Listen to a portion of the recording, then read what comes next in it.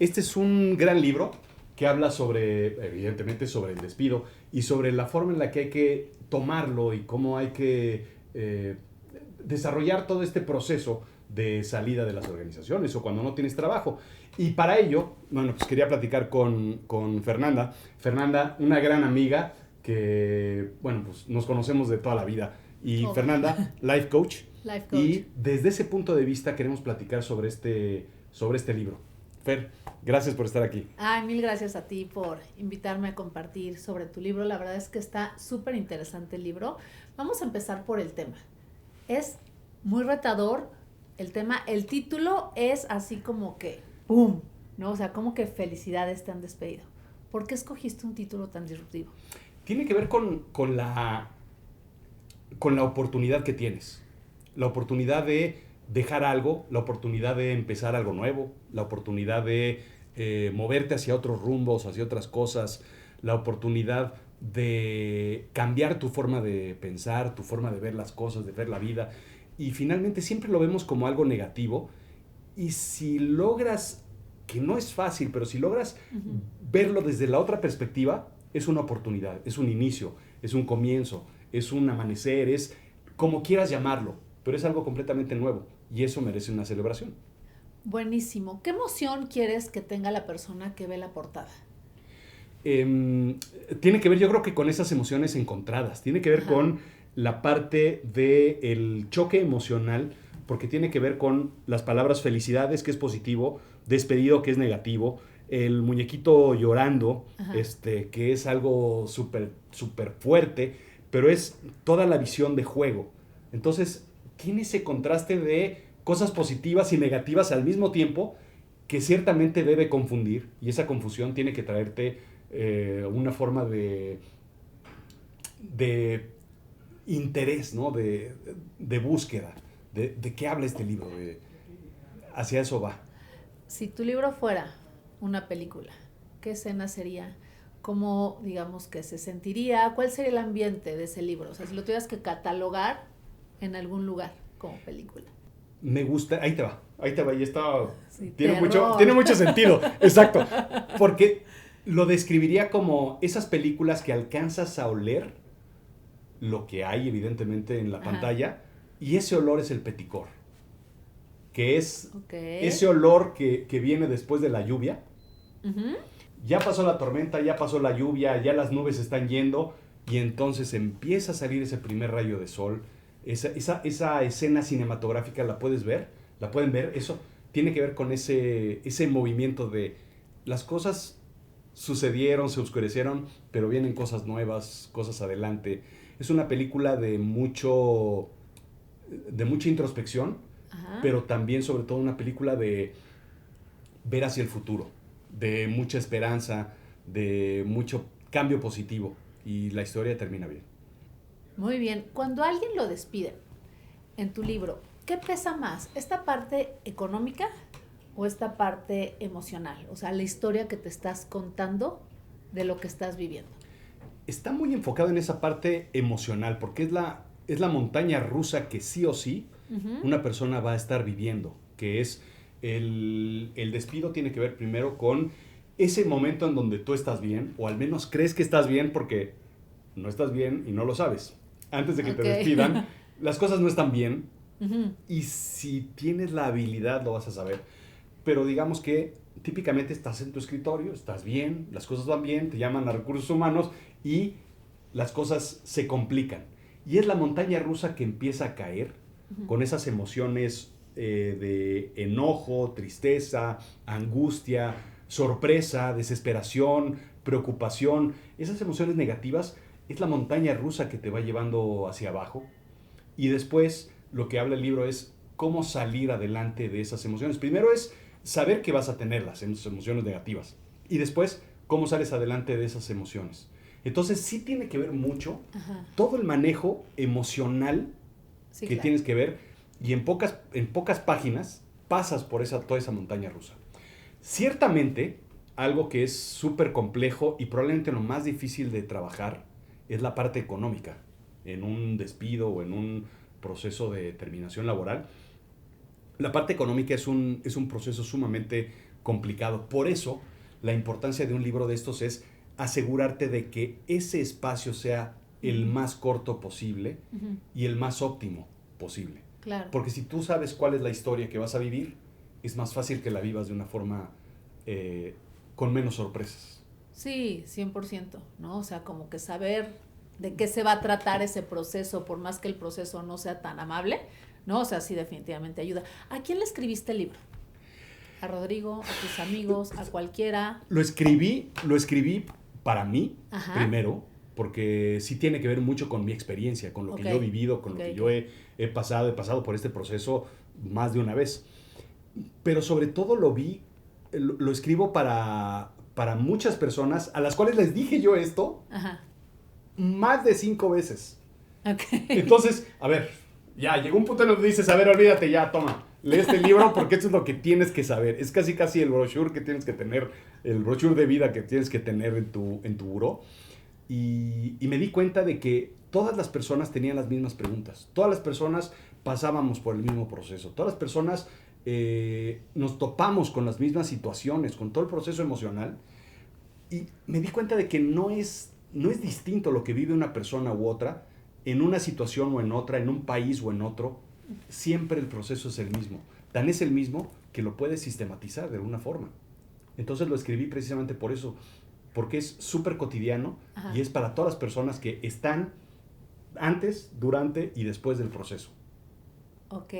Otra pregunta, lo escribiste como un cuento, ¿no? O sea, como el storyteller que eres, es un cuento, ¿no? O sea, ¿cuál es la diferencia que tú crees que le va a llegar al lector cuando es una historia narrada a cuando es, por ejemplo, un manual, ¿no? O sea, aquí está el manual del Speed. O sea, ¿por qué este acercamiento? Tiene que ver con creo yo, con el subconsciente. Okay. Y tiene que ver con a quién le estás hablando, ¿ok? Tú lo puedes hacer completamente un libro de texto pesado, con mucha teoría, con muchos estudios de las universidades más importantes, con todo el proceso pesado, duro y seguro que tienes que tener un libro. Pero eso va a ser completamente racional. Y la parte racional va a decidir sí o no, pero desde un punto de vista de qué es lo que hago, o qué es lo que dejo de hacer, o cuál es el siguiente paso, Pero cuando lo hablas de esta forma, le pegas primero al niño que tenemos nosotros, al niño interno, que ese es un subconsciente mucho más fino para cachar las problemáticas. Y segundo, cuando lo haces como un cuento, utilizas la moraleja, utilizas las lecciones sutiles, utilizas el lenguaje simple y básico, y lo que hace el cerebro es soltar la guardia. Soltar entonces los golpes vienen mucho más fuertes, muchos más centrados, sí, claro. Y entonces el cerebro lo recibe de una forma mucho más clara, mucho más sencilla, y además empiezas a generar una recordación emocional más que una recordación racional, y eso pega mucho más, es más duradera la parte emocional que la racional. Sí, no, definitivamente sí. Y entonces, por ejemplo, para ti la narrativa, ¿cómo te ayuda a ver la verdad? O sea, ¿cómo una verdad sabe mejor a través de la narrativa o no siempre aquí en tu libro? Lo que sucede con el ser humano es que desde hace mucho tiempo, literalmente desde que nos dejamos como primates de quitar los piojos unos a otros y empezamos a hablar, empezamos a contar historias. Entonces, las primeras historias vienen desde los pictogramas que existen en las cuevas.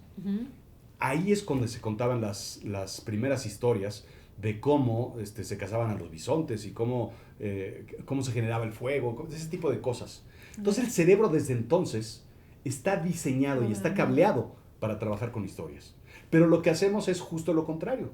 Hacemos un libro en donde sean facts, sean hechos, sea información dura y certera. Hacemos un PowerPoint. Y el PowerPoint, economizamos palabras para que supuestamente sea más fácil de leer y entender. Y el cerebro lo entiende, pero no lo capta. No lo entiende, no lo logra procesar de una forma profunda. Entonces, cuando tú tienes algo de información relevante, importante, y la metes en el vehículo del storytelling, ese vehículo es capaz de trascender fronteras. Porque además, no solo el cerebro lo entiende mucho más, sino todo el resto de los órganos lo entiende, empieza a generar todo un proceso hormonal Y además esa historia se transporta porque la cuentas. Entonces, cualquier persona que lea el libro va a decir, el otro día vi un libro muy curioso que se trataba de tal y tal y tal y lo escribió Rodrigo Job. ¿Por qué? Porque es una historia que es muy fácil de transmitir. Entonces las historias se cuentan. Ese es el gran secreto del storytelling. No, claro, y ahorita que lo acabas de decir, como que sí me hace muchísimo sentido porque al final del día cualquier emoción te trae una conmoción orgánica, ¿no? Entonces se siente en el cuerpo y se queda diferente, ¿no? O sea, cuando le metes la emocionalidad con el storytelling, 100%. ¿En qué parte del libro este personaje que ahorita que seas tu niño interior, dije, no, con razón, ¿no? O sea, veía yo al cuate en pijama y decía, ¿qué es? ¿No? Pero sí, ese es el niño interior claramente. ¿En qué momento deja de ser víctima y otra vez toma su agencia el personaje? Todo el proceso del libro tiene que ver justo con esa parte en donde por ejemplo, esta parte este proceso es brutal, ¿no? El momento en el que te ves directamente en un abismo, en un hoyo, que te va jalando y te va jalando, pero ojo porque desde la página anterior te va jalando. Ajá. Y después te va jalando más. Y después te vas topando con complejidades, te vas encontrando con tus monstruos internos, con tus monstruos externos, con toda la complejidad, hasta que llega un punto en donde literalmente el personaje se da cuenta de que dentro de mí, dentro de ti, esto es importante, por ejemplo, un buen día sucederá algo distinto, algo que dejará ese malestar extinto. Quizá una estrella en medio de aquel cielo nublado será la victoria que tanto habías anhelado. Y eso es cuando empiezas a ver en tu interior lo que vales, lo que tienes, lo que... Dejas de escuchar esas voces de por qué me despidieron, por qué me quitaron, por qué me movieron, por qué me sucedió a mí, y empiezas a ver en tu interior todo lo que vales, todo lo que hay dentro, todo lo que puedes ofrecer. Ese es el momento de cambio. Pero ese momento de proceso es súper complejo y no lo puedes pasar si no pasaste por todos los duelos. 100%. Y eso es súper complicado. Sí. Darse cuenta de que tienes que pasar por todo el proceso. Claro, y por lo mismo, ¿no? O sea, son como que fases, ¿no? O sea, como Totalmente. todo proceso son fases, ¿no? Y son fases en donde las emociones van cambiando mucho, ¿no? ¿Cuál es para ti la fase más peligrosa, la fase más oscura por la que pasas en un despido? Digo, sé que no podemos generalizar, ¿no? Pero si tú tuvieras que denominar esta fase, para mí es súper peligrosa, Fer. O sea, aquí hay que estar como que muy atentos porque aquí sí te puedes ir muy para abajo. ¿Cuál sería? Hay dos puntos importantes. Yo creo que el punto en donde tienes que decidir con quién te vas a juntar o qué voces vas a escuchar. Ya. Creo que ese punto es crítico porque típicamente te va a jalar, la historia te va a jalar hacia esas voces que te van a decir, y no tiene que ser, no son malas personas, ni son personas que esperen tu mal o lo que sea, pero te vas a topar con muchas personas, amigos, familiares, conocidos, ex colegas, jefes, que te van a decir, uy, es que no vales, es que no sirves, es que te pasó, ya sabía que te iba a pasar, es que cómo no lo viste, es que debiste haber hecho tal cosa. Y todas esas voces tóxicas o complejas o negativas que te van a decir sí o sí. Y no porque sean malas ni dejen de ser todas, es porque jalan esa vibración negativa. Me gusta utilizar esa parte mágica de la vibración negativa. Y esas voces te las vas a encontrar. Pero también por otro lado te vas a encontrar las voces positivas de el yo te ayudo, el no saben nada, el tú vales esto, tú me ayudaste en esto. Y es el poder separar esas dos voces para poder definir cuáles vas a seguir.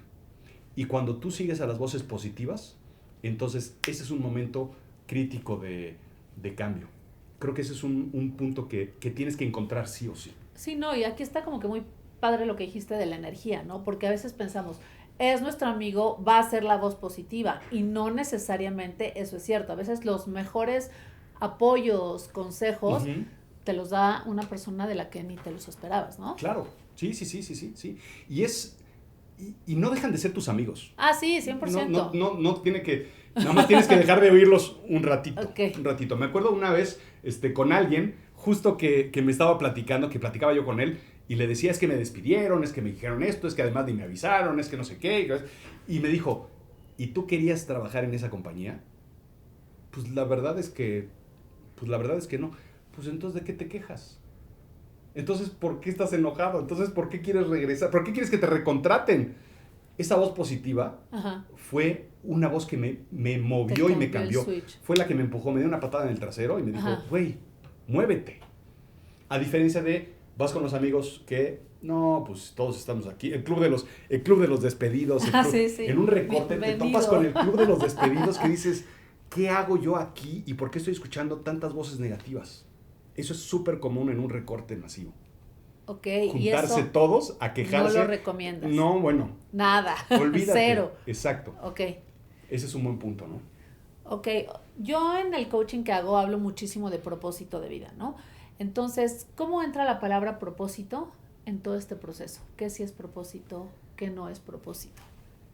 Vamos a empezar de por qué este libro tiene este formato, que es un poco lo que preguntabas y por qué con rimas cortas y dibujos y personajes caricaturescos, porque estamos apelando a ese niño interior, a esa comunicación inocente, simple, sencilla.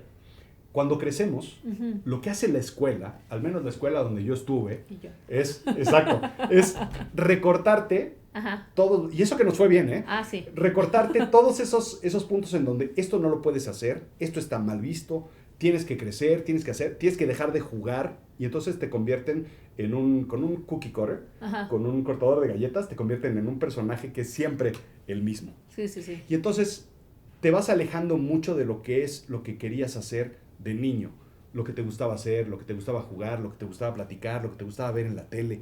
Te vas alejando para convertirte en un adultito, que es lo que nos pasa a todos. Sí, claro. El propósito es bien simple. En alguna sesión, porque todos vamos a terapia, en alguna sesión de terapia me dijo mi terapeuta que buscara a mi niño interior. Y yo no sabía cómo resolver esa tarea. Y no encontraba yo la forma de hacer esa tarea. Estuve como 2 semanas tratando de resolver esa tarea. Y lo que hice fue irme al parque del barrio donde crecí, en la Santa María, donde está el kiosco Morisco, y ahí me fui a pasear, me compré un helado donde mi abuelo me compraba el helado, busqué al globero, hice lo que hacía de niño. Y en lo que me encontré fue, en un mercado, en una tiendita, un valero. Me compré un valero y me encontré con la idea de que el chiste de lo que a mí me gustaba era jugar. Y el propósito de vida puede ser te gustaba cantar, te gustaba hacer deporte, te gustaba hacer lo que sea, pero el propósito siempre es un requerimiento muy interno del alma de lo que quieres hacer en la vida. Y como adultos se nos olvida eso, porque perseguimos cosas nuevas, falsos intereses o falsos gustos o falsas cosas nuevas, nos alejan de eso. El propósito, cuando te despiden, por eso es felicidades. Si tú regresas a ese propósito que tienes, que casi siempre está en el niño, eso es lo que puedes hacer, lo que tienes que encontrar. Está bien claro, ¿no? O sea, cuando regresas al propósito de tu niñez, lo entiendes todo.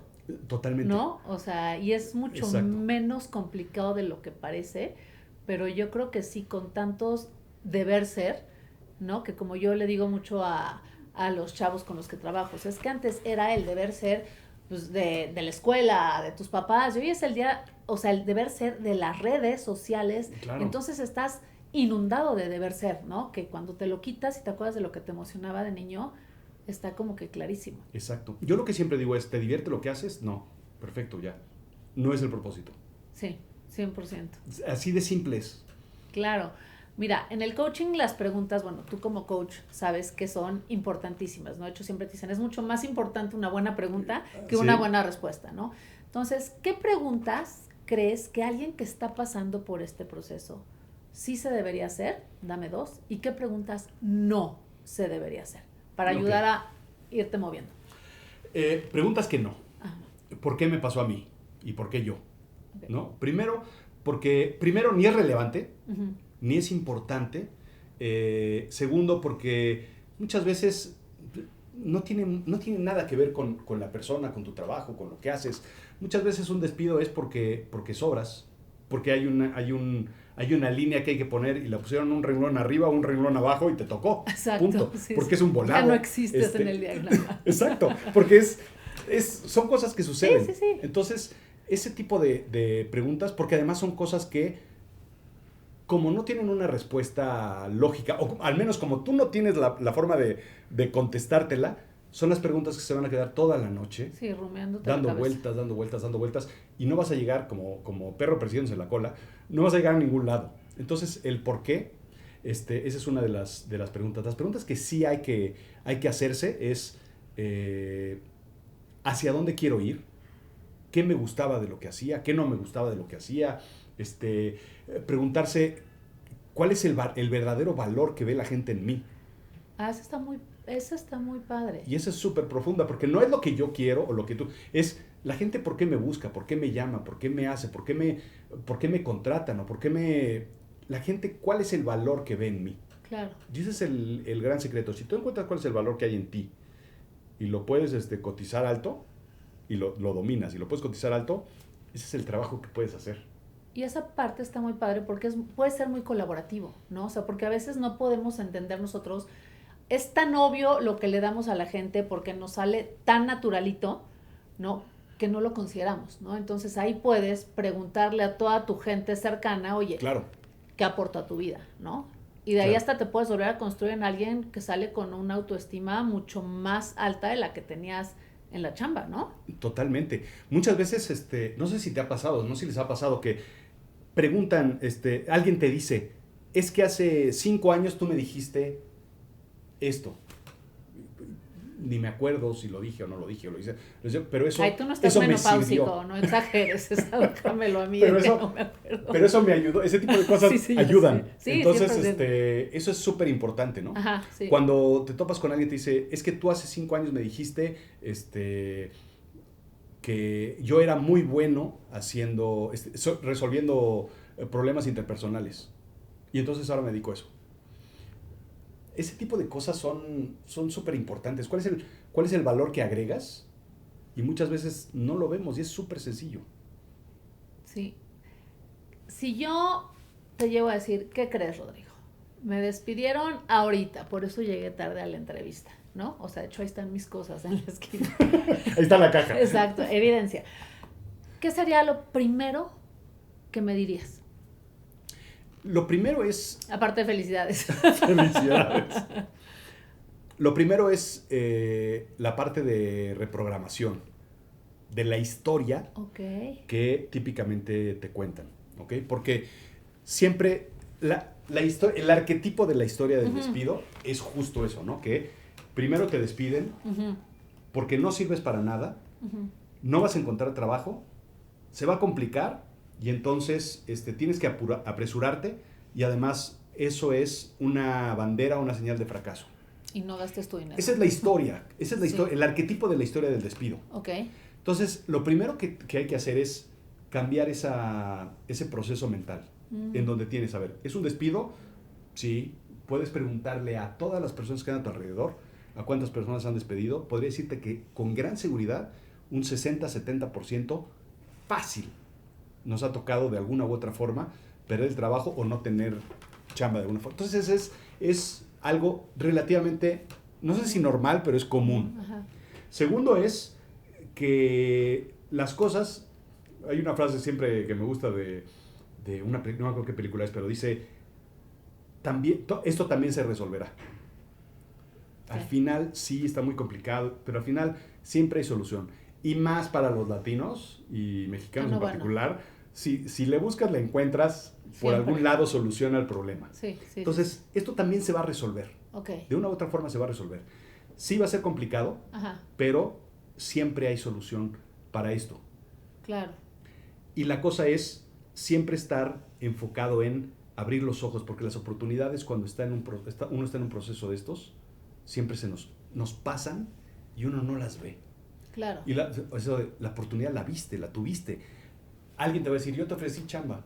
Y ni siquiera me llamaste, ni siquiera me buscaste, ni siquiera viste el mail. Me dejaste ni siquiera en visto. Nada, me dejaste en visto. Sí. ¿Por qué? Porque tú estabas con la atención en otro lado. Claro. Si tú pones la atención en la parte positiva, ahí va a estar la solución. ¿Cuál es la diferencia? Que yo siento que es algo que como que a mí me quedó claro, ¿no? O sea, cuando leí tu libro, entre perder la chamba y perderse uno mismo. Ok. O sea, porque siento que hay veces En especial, digo, ya hoy en día creo que es igual para mujeres, para hombres, ¿no? Pero en una época anterior, tipo la de nuestros papás, pues al final del día la chamba era lo que definía al hombre. Correcto. ¿No? O sea, las mujeres como que éramos definidas por diferentes situaciones. ¿Y qué pasa? ¿Me estoy perdiendo a mí o estoy nada más perdiendo una chamba? ¿Y cuál es la diferencia? Totalmente. El gran problema que existe ahorita es que, y más, por ejemplo, en redes sociales, no eres lo que haces, no eres lo que eres, sino eres lo que haces. Uh-huh. Y eso está súper complicado. En nuestros tiempos, lo más importante era la tarjeta de presentación que tenías. Sí, sí, sí. Y en grande venía tu nombre y después abajo el título. Y después el logotipo de la empresa y el fax. Luego les explico qué es un fax. Pero todo eso es lo importante. Tu tarjeta te definía. Ajá. Y eso es súper fuerte, porque todo lo que es tu personalidad, todo lo que es tu sostén psicológico, profesional, emocional, estaba en un puesto. Y más allá de eso era si tenías un escritorio o tenías oficina. Y si tenías oficina, si tenía ventana. Y si tenía ventana o estaba en la esquina. Claro. Porque esa es la buena. Entonces, todo ese tipo de cosas se sostienen dentro de un puesto. Ajá. Y cuando lo pierdes, entonces perdiste toda tu identidad. Sí, y tu estatus, ¿no? Tu estatus, tu identidad, sí. Todo lo que vales, todo tu valor está puesto en eso. ¿Por qué? Porque además era complicado, diría, que son 8 horas de tu vida que estás en un trabajo. Y ese es el personaje que te toca vivir.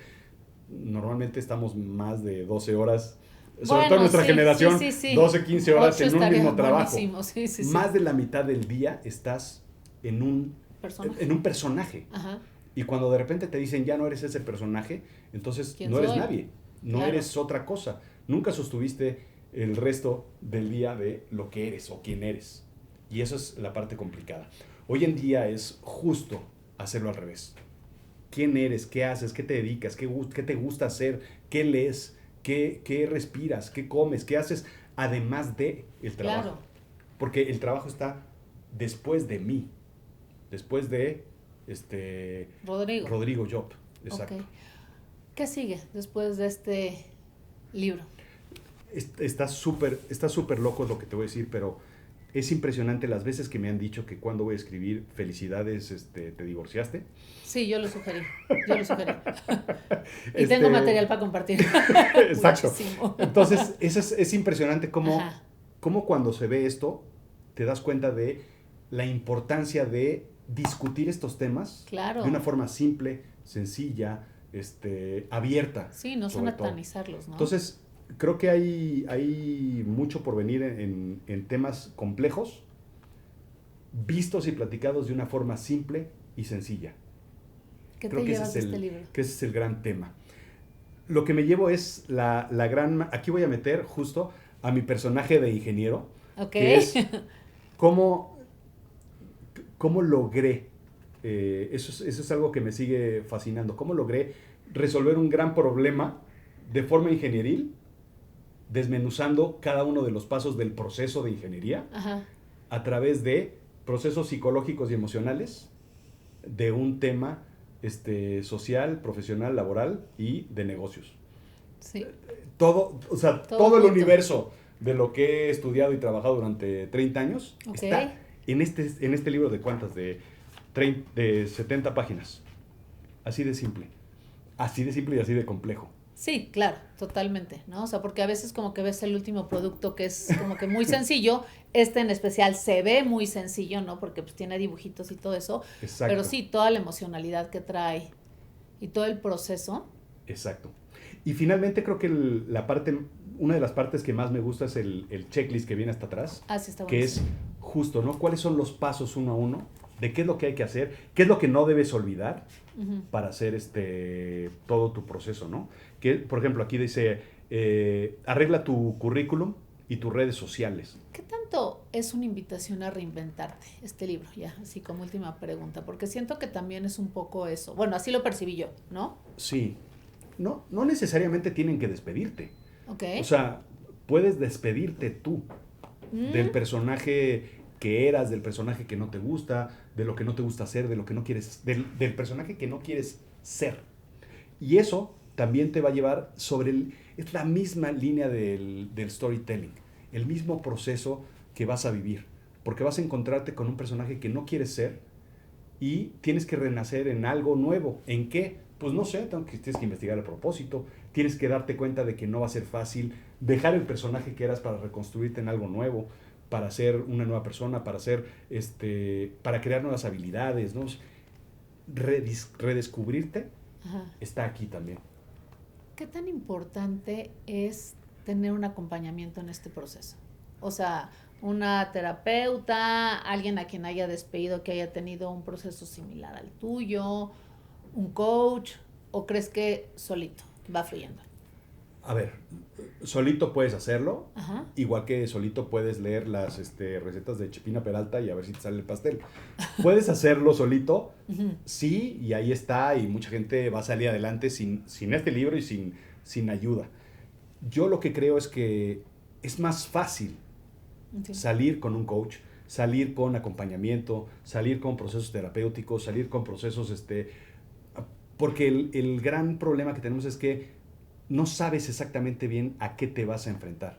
Y cuando te enfrentes, vas a tener que descubrirlo. Te vas a tomar 6 meses en descubrir qué te está pasando o sí, te va bien, una semana en que alguien te explique cuál es el proceso que estás viviendo. Y que alguien te diga, a ver, este es el camino. Entonces, mi recomendación es, sí, puedes salir adelante solito, no pasa nada, no compren el libro y listo, se acabó. Pero, ¿para qué?